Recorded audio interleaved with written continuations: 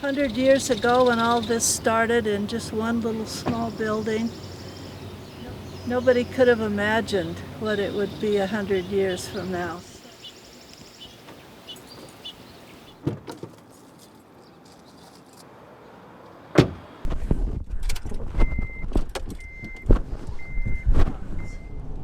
I was actually born here in Redlands. Okay. And then my dad, during the war, was working on Terminal Island in LA for the Navy. Yeah, we'll cross Redlands Boulevard here and get over to Clay Street. And then this was the school, and it's really changed. There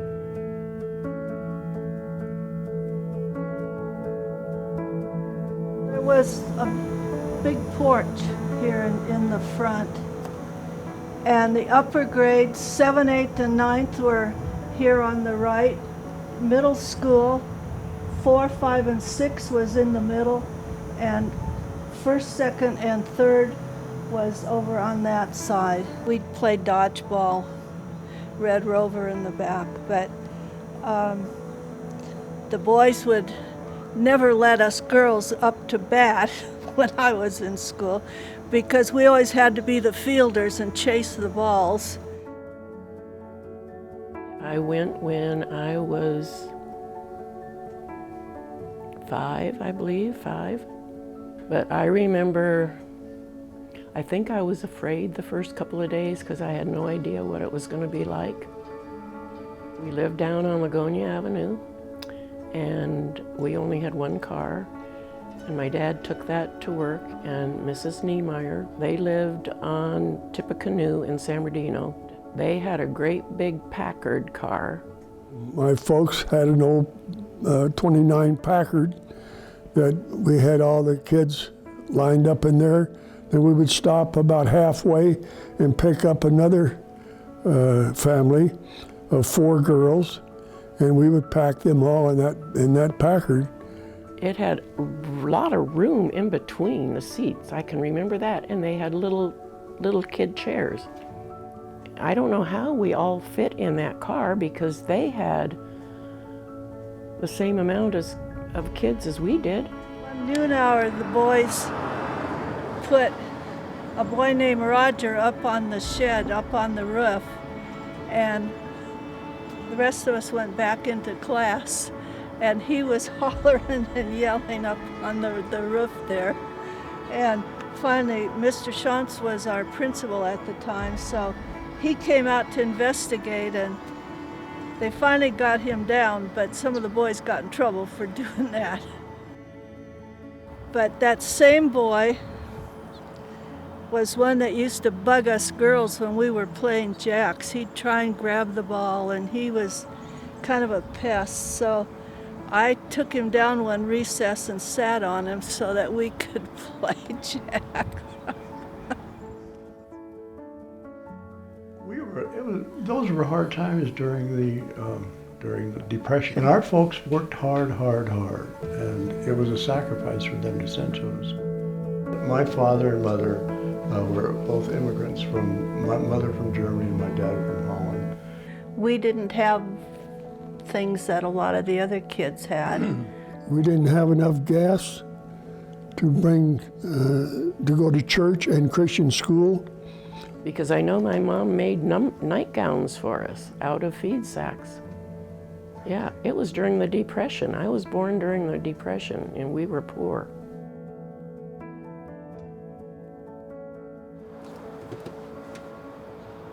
We were outgrowing this school, and so then they bought the property, and it was all orange groves.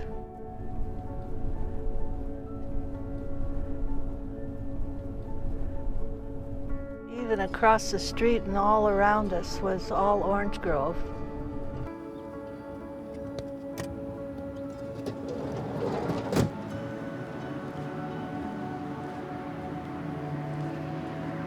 They bought the property on Church Street, and everybody was really happy that they were going to be building a new school, and then my father was the contractor. My class in 1950 We were the first class to be here all year and graduate from here. We just thought it was fantastic. We're pretty proud of our new school.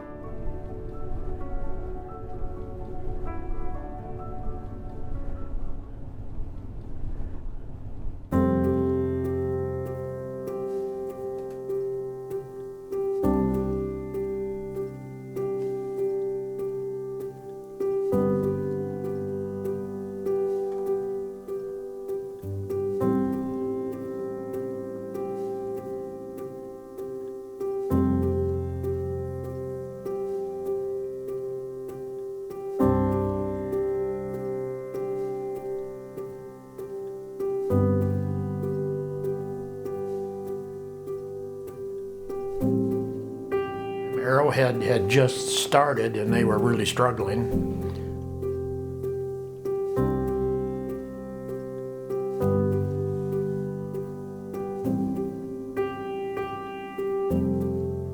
Meeting in church basements in one place and another, so to us that was not a good option.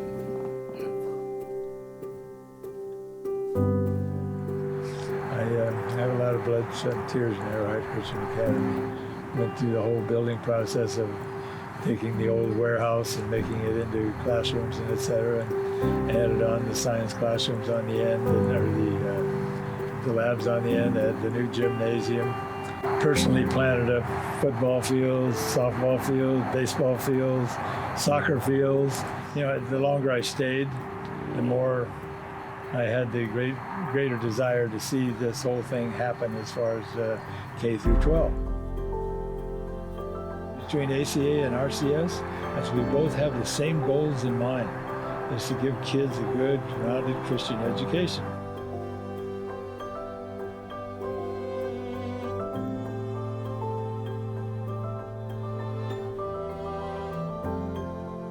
You know, I think it's really time for us to get together and produce, so we can produce a K through 12.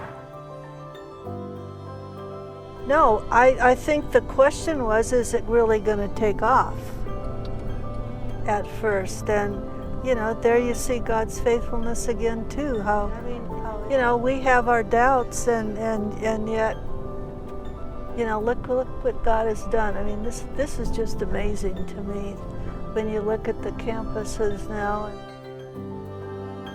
There was never any question about where our children went to school. That's true. Because we believed that at home, they believed it at school, they believed it at church, it was everything. There was a lot of continuity between our lives and our values. And so there was not much discussion. It was just, you know, it was kind of taken for granted that they would go to Redlands Christian School. I really never had to think about any other place than Redlands Christian School. It was a given. In the cupboard, there was a bottle for church money, and there was a carton for school money. Well, I'm very grateful for the people who came before and who had a vision for Christian education here in Redlands, and that the sacrifices that they made, I don't even know all the sacrifices they made, but I'm grateful that they made that a priority. I guess I think of it in relation to my own parents coming to this country and immigrating. I know the struggles they had to go through. I think of this group of people that came here and had to build something from nothing, and, you know, I can relate to that hardship.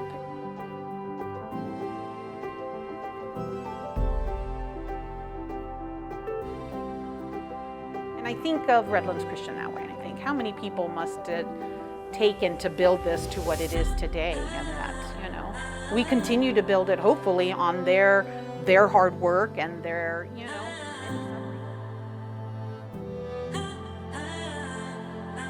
You will never be on this campus and not feel loved by someone else, and to me it's like a big family.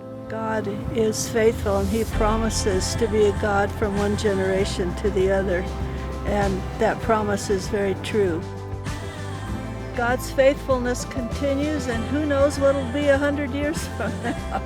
God always comes through in bigger ways than we could ever imagine, so we've got a lot to be thankful for.